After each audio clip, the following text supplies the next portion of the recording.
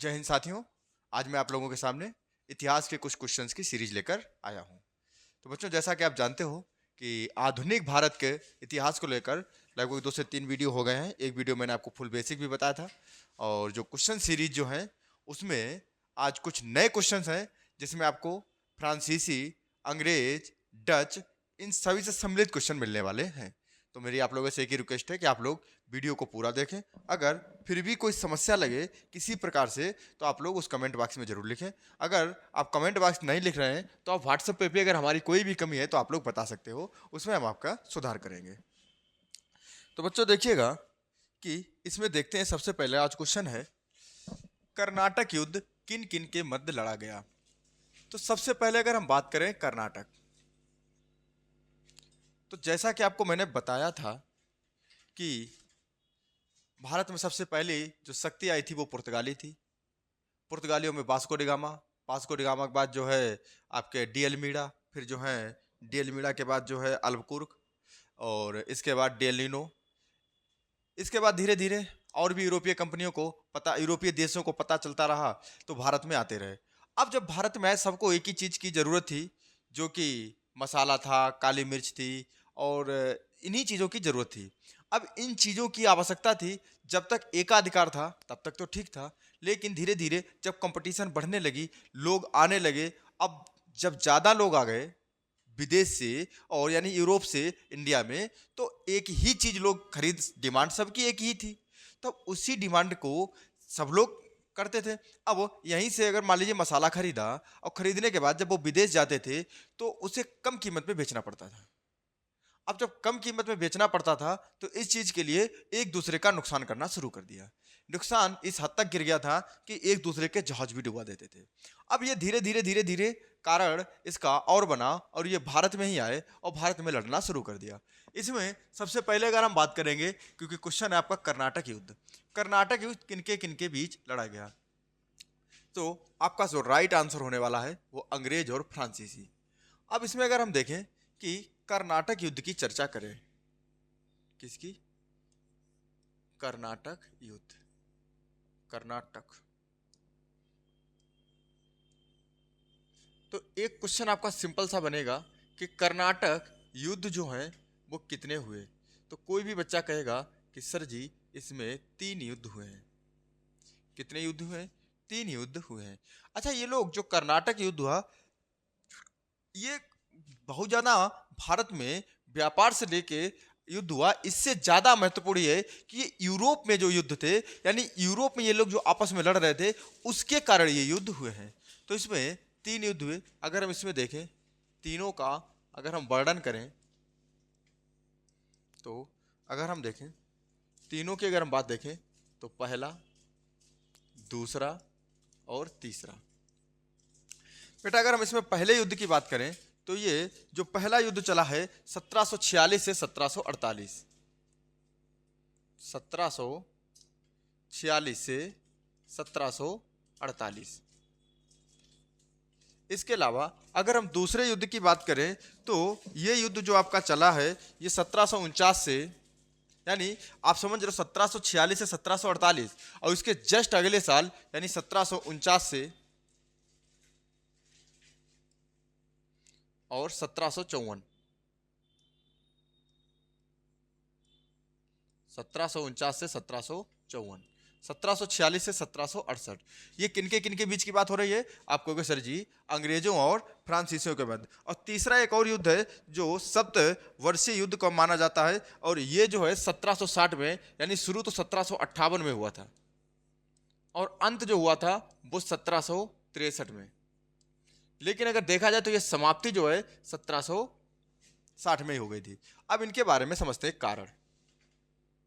देखिए, अगर इसका पहले का अगर हम कारण पूछें, तो यूरोप में अगर आप देखोगे एक देश है ऑस्ट्रिया, शायद नाम सुना होगा, और ऑस्ट्रिया पे उत्तराधिकार का युद्ध था। तो पहला जो इसका कारण था, ऑस्ट्रिया, किस पे? ऑस्ट्रिया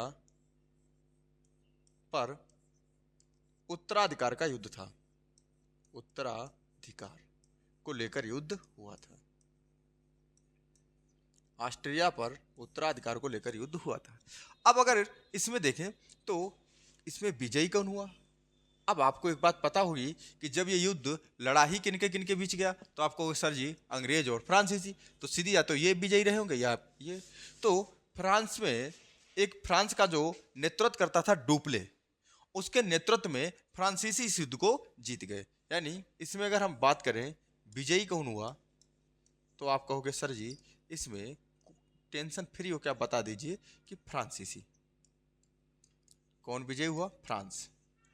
अब इस फ्रांस की विजय के बाद एक जो सेनापति था फ्रांस का, वो इतना ज्यादा खुश हो गया, इतने इसकी महत्वाकांक्षाएं बढ़ गई कि उसने अगली ही साल यानी 1748 में युद्ध समाप्त होता है और उसने हैदराबाद और कर्नाटक की कुछ आपसी समस्याओं को लेकर इसने अपने देश में भी नहीं बताया, किसने? डुप्ले ने। और दूसरी ही साल ये तुरंत अटैक कर दिया अंग्रेजों के ऊपर। तो जो दूसरा जो युद्ध हुआ था इसका कारण था, इसका हालांकि एक कारण ये भी था कि कर्नाटक और हैदराबाद की कुछ आपसी समस्याओं को लेकर युद्ध हुआ था, लेकिन इसका मुख्य जो कारण था, तो बच्चे याद रखना कि इसका जो मुख्य कारण था वो डुप्ले की महत्वाकांक्षाओं का बढ़ जाना। अब जब महत्वाकांक्षाएं ज्यादा बढ़ जाती हैं तो इस कंडीशन में क्या होता है कि मनुष्य गिरना शुरू हो जाता है, और इसमें कहीं ना कहीं फ्रांस की हार हुई। किसकी? फ्रांस पराजित हो गया। हालांकि इसमें कोई निर्णायक हार अभी नहीं हुई है, बस इतना है कि इसमें फ्रांस पराजित हो जाता है। और अगर तीसरे युद्ध की बात करें तो ये सप्तवर्षीय युद्ध का कारण था। इसके अगर हम कारण की बात करें तो यूरोप में एक युद्ध चल रहा था, सप्तवर्षीय युद्ध। तो किसका कारण था? सप्तवर्षीय युद्ध। यूरोप में जो चल रहा था सप्तवर्षीय युद्ध, ये इसका मुख्य कारण था। किसका? तो कर्नाटक के तृतीय युद्ध का मुख्य कारण था यूरोप में चल रहा सप्तवर्षीय युद्ध। और याद रखना कि इसमें 1760 ईस्वी में 1760 ईस्वी में एक युद्ध होता है वांडीवास। किसमें? वांडीवास। वांडीवास का जो युद्ध होता है इसमें फ्रांसीसियों को निर्णायक हार का सामना करना पड़ता है और अंग्रेज इसे निर्णायक रूप से अंतिम दे देते कि बेटा यहां से आपकी खेल खत्म। अब इस युद्ध का 1760 जो वांडीवास का युद्ध था, इसका हारने का जो मुख्य रीजन था, इसका मुख्य रीजन था क्योंकि डुप्ले के पास इधर सप्तवर्षीय युद्ध चल रहा था। अब जब सप्तवर्षीय जो युद्ध चल रहा था उसमें फ्रांसीसी कहीं ना कहीं नौसैनिक शक्ति से समाप्त हो चुके थे, क्योंकि उनकी जो नेवी थी वो धीरे धीरे समाप्ति के करीब पहुंच गई, और इधर अंग्रेज जो थे उनकी नौसैनिक शक्ति उतनी ही मजबूत थी। तो इस कंडीशन पे अगर आपसे पूछा जाए कि वांडीवास का युद्ध या फ्रांसीसी अंग्रेजों से हारने का मुख्य कारण क्या रहा, तो इसका मुख्य कारण ही सिर्फ इतना था कि डुप्ले की सेना का कमजोर हो जाना और अंग्रेजों की सेना का मजबूत होना। ठीक है, अब देखते हैं अगले क्वेश्चन की तरफ। निम्नलिखित में से कौन सा प्रथम यूरोपियन व्यक्ति था जिसने भू क्षेत्र अर्जित करने के उद्देश्य से भारतीय राजाओं के झगड़ों में भाग लेने की नीति आरंभ की? क्लाइव नहीं, क्योंकि आपको पता है लॉर्ड क्लाइव जो था, देखो अब इसके बारे में हम नहीं बताएंगे, आप लोग कमेंट बॉक्स में आपको तो आप लोग लिखते नहीं, सबसे गलत बात ही है। कितनी गलत बात है भाई, आप लोग यार मेहनत कर रहे हैं आप लोग। इसको अब लॉर्ड क्लाइव है, इसके बारे में मैंने आपको बता रखे हैं, ठीक है, कि कैसे आपको सिराजुद्दौला और किस कंपनी का नवाब क्लर्क था, क्लर्क से सेनापति बन के आया। इसको लिखा करो। आप अगर एक क्वेश्चन को लॉर्ड क्लाइव के बारे में आपके मन में जो भी विचार आएगा आपने एक बार लिख दिए तो मैं आपको भरोसा दिलाता हूँ आप कभी फिर उसे भूल नहीं सकते हो, है ना। तो उसे लिखा करो। हमने आपको जीएस ऐसे तैयार की थी, लिख लिख के जहां कहीं पर भी उसको कमेंट में लिखना शुरू कर दिया, पॉइंट बाई पॉइंट बना के लिखा करो। तो अब देखिए, निम्नलिखित में से कौन सा प्रथम यूरोपियन व्यक्ति था जिसने भू क्षेत्र अर्जित करने के उद्देश्य से भारतीय राजाओं के झगड़ों में भाग लेने की नीति आरंभ की? तो याद रखना अल्बुकर्क। आपको पता है, सीधी सी बात है, अल्बुकर्क एक पुर्तगाली था और आपको पता है ये भारत में पुर्तगाली शक्ति का वास्तविक संस्थापक था। अब आप लोगों को यह लिखना होगा कि अल्बुकर्क कब से कब तक भारत में पुर्तगाली गवर्नर रहा, इसके काल में क्या महत्वपूर्ण रहा, ये आपको लिखना है। वारेन हेस्टिंग अभी हमने आपको बताया नहीं। तो याद रखना डुप्ले एक ऐसा व्यक्ति था जिसने क्या किया था कि जिसने भू क्षेत्र अर्जित करने के उद्देश्य से भारतीय राजाओं यानी इंडियन राजा के झगड़ों में भाग लेने की नीति आरंभ की थी। कौन था? तो डुप्ले था। अब आप कहोगे डुप्ले कहां से आया था? तो डुप्ले फ्रांस से आया था। डुप्ले कहाँ का था? फ्रांस का था। और उसका मुख्य मकसद ये था, चूंकि एक नेपोलियन करके था, उसने पहले फ्रांसीसियों को खूब बढ़ाया। इसके बाद की नाम किसका है? तो डुप्ले का आता है। भारत के आंतरिक झगड़ों में, आंतरिक जो राजनीति उसमें हिस्सा लिया। फिर जब दो लोग झगड़ा किया तो उसमें से कुछ हिस्सा अपना भी लिया। ठीक है, तो ये कौन था? डुप्ले था। भारत में फ्रांसीसियों ने अपना सबसे पहला कारखाना निम्न स्थानों में से कहाँ लगाया? अच्छा, आपको पता है कि इस चीज को लेकर बड़ी ही समस्या रही है कि कारखाना। तो अगर हम बात करें, समस्या नहीं, क्वेश्चन पूछे जाते हैं कि अंग्रेजों ने पहला कारखाना कहाँ लगाया है, पुर्तगाली सबसे पहले कहाँ है। अब यहाँ से क्वेश्चन आता है कि भारत में फ्रांसीसियों ने सबसे पहला कारखाना कहाँ लगाया था? तो आप लोग इसका जवाब दोगे सूरत में। कहाँ पर? सूरत में। अब जरा देखिएगा, क्या पुलिकट? नहीं, बिल्कुल नहीं। अच्छा, कोचीन में? तो आपको पता कोचीन में किसने अपना सबसे पहला कारखाना लगाया था? किसने लगाया था? तो आप लोग तुरंत कहोगे सर जी पुर्तगालियों ने। किसने? पुर्तगालियों ने। ये चीज अब हम लिखेंगे नहीं, आपको हम सब पढ़ा चुके हैं। कासिम बाजार। अच्छा, कासिम बाजार की अगर हम बात करें तो ये कासिम बाजार कहाँ है? तो आप कहोगे सर जी ये कासिम बाजार बंगाल में है। और इस कासिम बाजार का संस्थापक कौन थे? तो जॉब चारनाक थे, और यही बाद में कलकत्ता के संस्थापक बने थे। अब जरा चलते हैं किसकी तरफ? फ्रांसीसी की तरफ। सबसे पहला कारखाना देखिए,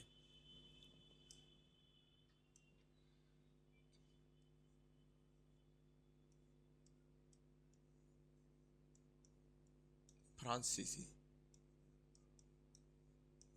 आपको पता है एक व्यक्ति हुए हैं जिनका नाम हुआ लुईस 14वें। क्या आप इस बात को समझ रहे हैं? एक व्यक्ति हुए हैं जिनका नाम हुआ है लुईस 14वें।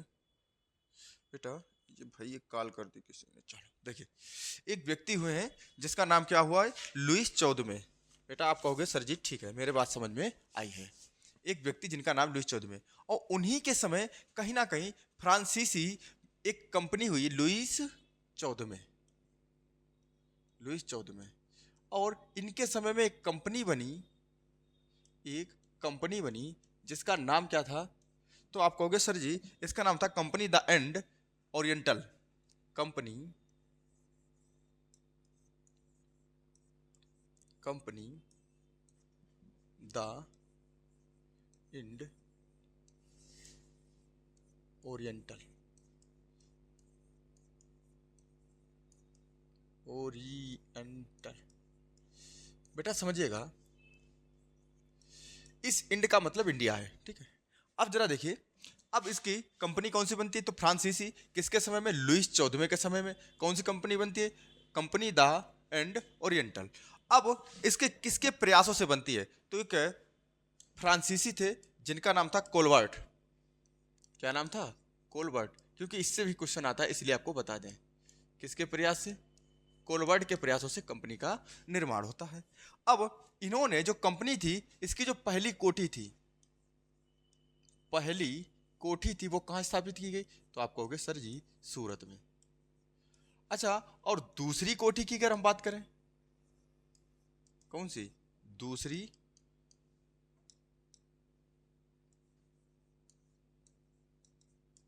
पहली कोठी जो थी वो कहाँ पे थी? सूरत में थी। और अगर हम दूसरी कोठी की बात करें तो आप कहोगे सर जी ये 1669 ईस्वी में। कब? 1669 ईस्वी में। और ये मसूलीपट्टनम में। कहाँ पर? मसूलीपट्टनम। तो फ्रांसीसियों की दूसरी कोठी कहाँ पर स्थापित की गई? तो आप कहोगे मसूलीपट्टनम में। कब स्थापित की गई? तो 1669 ईस्वी में। और पहली कोठी जो सूरत में स्थापित की गई, तो प्यारे बच्चों आप समझ सकते हो कि ये 1668 ईस्वी में स्थापित की गई थी।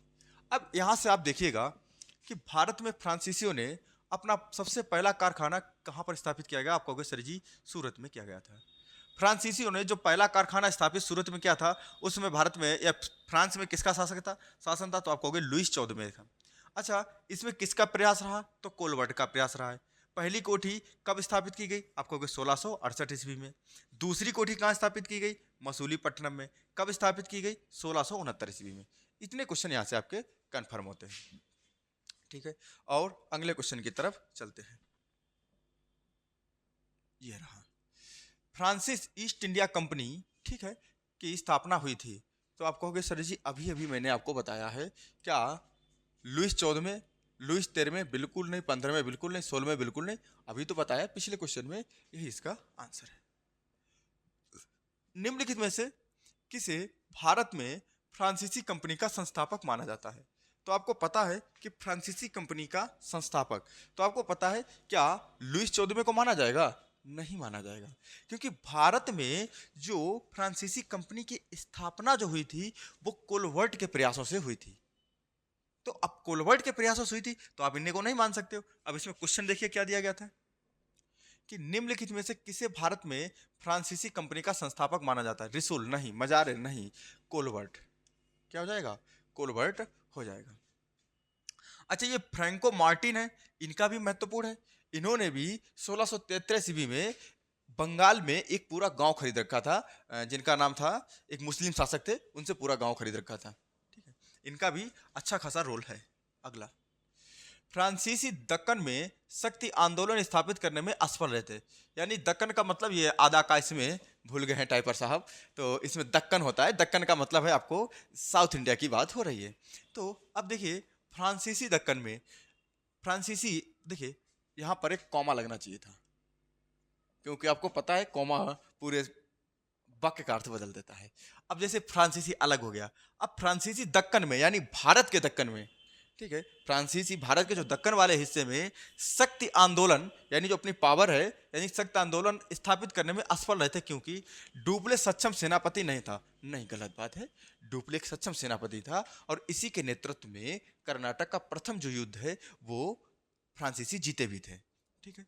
अच्छा, अंग्रेजों की फौज शक्तिशाली थी। हाँ, बात तो सही है, बिल्कुल है, क्योंकि जो सप्तवर्षीय युद्ध चल रहा था उस सप्तवर्षीय युद्ध में फ्रांसीसी कमजोर पड़ गए थे और अंग्रेजों की नौसैनिक बहुत पावरफुल थी, तो ये कारण है बिल्कुल। लेकिन तीसरा देखते हैं, भारतीय लोग फ्रांसीसियों को पसंद नहीं करते थे। ये अच्छा, पसंद फिर क्या अंग्रेजों करते थे? पसंद तो किसी को नहीं करते थे। बस आप हमारे यहाँ व्यापार करने आए तो आप हमें व्यापार करिए, हमारे सामान का हमें सौदा दीजिए, आप अपने घर जाइए। अब देखिए, पांडिचेरी सामरिक केंद्र था ना, इसका कोई मतलब नहीं, तो सीधी सी बात है, एक ही आंसर बनेगा कि अंग्रेजों की फौज शक्तिशाली थी। ठीक है। उस क्षेत्र की पहचान करें जहां से यूरोप वासियों को सर्वोत्तम सोरा और अफीम प्राप्त होता था। तो आप देखिए कि जो यूरोप वासी थे वो सबसे ज्यादा अफीम का जो प्राप्त करने का उन्हें स्थान था वो बिहार था। कहां से था? बिहार था। ठीक है, आगे देखिए, निम्नलिखित में से यूरोपियों में से कौन सा एक स्वतंत्रता पूर्व भारत में व्यापारी के रूप में सबसे अंत में आए? तो बेटा आपको पता है भारत में सबसे पहले कौन आए? पुर्तगाली। चूंकि डच, इंग्लिश, फ्रांसीसी, पुर्तगाली, तो आपको पता है सबसे पहले भारत में कौन आए? तो आप कहोगे सर जी सबसे पहले भारत में आए थे पुर्तगाली। ठीक है, इसके बाद फिर कौन आया? तो पुर्तगालियों के बाद भारत में कौन आया? आप कहोगे सर जी डच आए थे। कौन आए थे? डच। डच के बाद कौन आया था? अंग्रेज आए थे। अंग्रेज के बाद कौन आया था? फ्रांसीसी आए थे। कौन आए थे? फ्रांसीसी। तो फ्रांसीसियों के बारे में बता ही दिया। अंग्रेज अपना जो है, अंग्रेजों की अगर हम बात करें तो ये ईस्ट इंडिया कंपनी के माध्यम से सिर्फ व्यापार करने भारत में आए थे, इसके बारे में मैंने आपको बता दिया। पुर्तगाली, तो आपको पता है 1498 ईस्वी में वास्को डी गामा भारत के कालीकट बंदरगाह पे आया था, जिसमें जमोरी ने इनका स्वागत किया था। और अगर हम डचों की बात करें तो डच को मैंने भी बताया था कि ये हॉलैंड, मूल रूप से हॉलैंड के निवासी थे, और जो Dutch east India company Bharat में जो 1603 ईस्वी में आई थी, ये भी सिर्फ व्यापार के माध्यम से आई थी। ठीक है, अब आगे अगला, तो इसमें क्वेश्चन का सबसे अंत में कौन आया था? तो आप कहोगे सर जी, तो देखिए सबसे अंत में फ्रांसीसी, क्या कहीं पर ऑप्शन में है? तो हाँ, आप कहोगे फ्रांसीसी सबसे अंत में आए थे। ठीक है, नेक्स्ट क्वेश्चन क्या कह रहा है? तो आप कहोगे कि किसने ईस्ट इंडिया कंपनी के बारे में टिप्पणी की कि कंपनी एक असंगति है, परंतु इस व्यवस्था का भाग है जहां सब कुछ ही असंगत है। बहुत अच्छा क्वेश्चन है, इसके बारे में शायद ही आप लोग इसको, अगर आप एनसीईआरटी पढ़ोगे क्लास 8 का, देखिए बहुत से बच्चे ये पूछते रहते हैं कि सर जीएस के लिए क्या करें। देखो आपको एक बात बता दें कि जीएस में आप अगर ल्यूसेंट पढ़ लीजिए, कोई भी किरण की किताब पढ़ लीजिए, बहुत सारी बुक्स हैं मार्केट में, अच्छी किताबें हैं, लेकिन आप इस टाइप के क्वेश्चन नहीं ढूंढ पाओगे, क्योंकि आज का जो एग्जामिनर क्वेश्चन पेपर को सेट कर रहा है, पहले तो आप प्रीवियस ईयर क्वेश्चन देखिए कि आप पूरा क्वेश्चन आपसे पढ़ा हुआ भी होगा और आप कर भी नहीं पा रहे होंगे। ये समस्या है जीएस में। तो इस सिचुएशन को आप कैसे हैंडल करोगे? तो अब आप एक बात याद रखना कि क्लास 6 to 8 जितने भी लोग वीडियो को देख रहे, आप क्लास 6 to 8 एनसीईआरटी ले लो, नहीं है तो सरकारी किताबें ले लो। हिंदी मीडियम वाले हिंदी में ले लें, इंग्लिश वाले इंग्लिश में ले लें, और उस चीज़ को पढ़ेंगे तो ये सारी चीज़ें आपको मिलेंगी। देखिए, किसने ईस्ट इंडिया कंपनी के बारे में टिप्पणी की थी कि कंपनी एक असंगत है, परंतु इस व्यवस्था का भाग है जहां सब कुछ असंगत है। वारेन हेस्टिंग नहीं। इसका जो आंसर है वो हो जाएगा टीबी मैकाले। बाकी आपको पता लॉर्ड क्लाइव के बारे में आपको लिखना ही है, और इसके अलावा हेनरी डुरांस। अगला क्वेश्चन, भारत में तथाकथित यूरोपीय फैक्ट्रियां थीं। अच्छा बच्चे, आप ये बताइए तथाकथित शब्द का मतलब क्या होता है? जैसे कहते हैं तथाकथित आरोप है, तथाकथित, आप लोग इसके बारे में आप 4 शब्द जरूर लिखें। अगर आपको नहीं आना तो आप उसमें ये लिखें तो मैं आपको बताऊंगा तथाकथित किसे कहते हैं। ठीक है, अब देखिए, भारत में तथाकथित यूरोपीय फैक्ट्रियां थीं। क्या? सुदृढ़ व्यापार स्थान, उत्पादन केंद्र, भंडार गृह और सुदृढ़ यूरोपीय कस्बे। अच्छा एक बात बताइए, सुदृढ़ व्यापार स्थान अगर हम बात करें, क्या ये हो सकती है? तो भैया व्यापार स्थान नहीं, गलत बात। उनकी फैक्ट्रियों का, हाँ व्यापार करने वो आए थे, मजबूती से व्यापार करने आए थे। अब इसका उत्पादन केंद्र, उनका प्रोडक्शन से कोई लेना देना नहीं था। ठीक है। अच्छा, सुदृढ़ यूरोपीय कस्बे नहीं, उनका सिर्फ मतलब था कि सामान को, यानी जो भी माल उन्होंने उसका स्टोरेज करना, भंडार गृह। भारत में पुर्तगाली साम्राज्य पर सर्वप्रथम प्रकाश किसने डाला? तो आपको पता है, अगर सबसे पहले भारत में कौन आया था तो आपको 1498 ईस्वी में पुर्तगाल से एक व्यापारी चलता है, सॉरी नाविक चलता है, और अफ्रीका महाद्वीप के किनारे किनारे। अच्छा, इसका भी एक लंबा इतिहास है, क्योंकि आपको पता है उधर। अच्छा, कोई क्वेश्चन ये बताएगा कि वास्को डी गामा भारत 1498 ईस्वी में क्यों आया, समुद्री मार्ग की खोज क्यों की, इससे पहले क्यों नहीं की थी? तो आपको पता है इसका मुख्य कारण एक ही है, कस्तुनतुनिया। अगर कस्तुनतुनिया पर तुर्कों ने आक्रमण नहीं किया होता तो शायद व्यापारिक मार्ग की खोज नहीं हुई होती, क्योंकि बिना मसाले के यूरोप में काम नहीं चल सकता था। अब जब यूरोप वासियों को इस बात को पता चल गया था कि दुनिया गोल है, तो उन्हें एक बात तो पता थी कि अगर हम समुद्र से रास्ते निकलेंगे और किनारे किनारे चाहे पूर्व से निकले चाहे पश्चिम से निकले, कहीं ना कहीं तो इंडिया मिल ही जाएगी। तो बस इसी के रास्ते वो आ गए थे। 1498 ईस्वी में वास्को डी गामा आया। पीटर मुंडी, बेटा ये एक अंग्रेज यानी ब्रिटेन से आया था, और डोमिंगो पेस जो था, ये भारत में एक शासक हुए कृष्णदेव राय। कौन? कृष्णदेव राय। और 1520 ईस्वी में, कब? 1520 ईस्वी में कृष्णदेव राय, कृष्णदेव राय के समय में डोमिंगो पेस पुर्तगाल से आया था। कहां से आया था? तो बच्चे आप कहोगे सर जी ये पुर्तगाल से भारत आया था, और इसने ही सबसे पहले ये कहा था कि भारत में जो पुर्तगाली कंपनियां हैं, ये गोवा और जो महाराष्ट्र वाला जो इलाका है यहाँ पर बहुत अच्छे से हैं, और भारत के और भारतीयों और पुर्तगालियों के साथ अच्छे संबंध हैं। ये बात किसने कही थी? तो डोमिंगो पेस ने कही थी। गोवा, दमन और दीव का उपनिवेशीकरण किसने किया था? बेटा उपनिवेशीकरण का मतलब होता है कि कॉलोनी, जिसको अगर हम आपके गांव में आए और आपके गांव में हम व्यापार करें और वहां पर अपनी फैक्ट्री बनाएं और वहीं के लोगों से अपना काम करवाएं, यानी उसे कहते हैं उपनिवेशीकरण। अब देखिए, गोवा, दमन और दीव का उपनिवेशीकरण किसने किया था? डचों द्वारा नहीं, सिंपल सा है, पुर्तगालियों द्वारा। इसके बारे में मैंने बहुत सा आपको विस्तार से बताया पिछले वीडियो। अगर आप पहला वीडियो देख रहे हो तो पीछे देखिएगा, आपको बड़ा विस्तार से मैंने बता रखा है। डच शब्द संबंधित है नीदरलैंड, बुल्गारिया, बेल्जियम, स्वीडन और पुर्तगाल। तो आप कहोगे सर जी नीदरलैंड से संबंधित है। कौन सा शब्द? डच शब्द। इसके बारे में मैंने आपको बताया था, या इसको जो हॉलैंड वगैरह भी कहते हैं। तो डच शब्द किससे संबंधित है? नीदरलैंड। बुल्गारिया से नहीं, बेल्जियम से नहीं, स्वीडन से नहीं और पुर्तगाल से नहीं है। तो ये भी आपका क्वेश्चन क्लियर होता है। पौंडीचेरी में किसके उपनिवेश थे? तो भैया अंग्रेज। आपको पता है अंग्रेज जब आए हैं तो अंग्रेजों ने सबसे पहली जो फैक्ट्री स्थापित की है तो वो मसूलीपट्टनम, सूरत, यहाँ पर अपने स्थापित की थी। पुर्तगाली, तो पुर्तगाली आए, कालीकट से सीधे चले गए, गोवा को जीत लिया, गोवा से फिर जो है अपना सूरत, ये भी उधर ही चलते रहे। अगर पौंडीचेरी में सबसे पहले अगर कोई गया था तो फ्रांसीसी। तो पौंडीचेरी किसके उपनिवेश थे? तो आप कहोगे सर जी फ्रांसीसी के थे। अगला क्वेश्चन, अच्छा पास हो गया। तो बच्चों आज के ये 14 क्वेश्चन, एक क्वेश्चन यहाँ से छूट रहा है, नहीं टाइप हुआ, कोई नहीं, 15 थे। और आप लोगों को अगर इसमें से कोई प्रॉब्लम रही हो या किसी प्रकार से कोई समस्या हुई हो तो आप लोग जरूर कमेंट में लिखें। और दूसरी चीज़ ये है कि आप लोग इस वीडियो को लाइक करें, शेयर करें, क्योंकि व्यूज देखो बहुत कम है, ज़्यादा लोगों को दिखाएं। अगर कोई समस्या लग रही है तो अगर आप डायरेक्ट कमेंट नहीं लिख पा रहे हो तो इसमें लिखने का प्रयास करें, और जो भी मैंने आपको बताया उसे कमेंट बॉक्स में विस्तारित रूप से जरूर लिखें।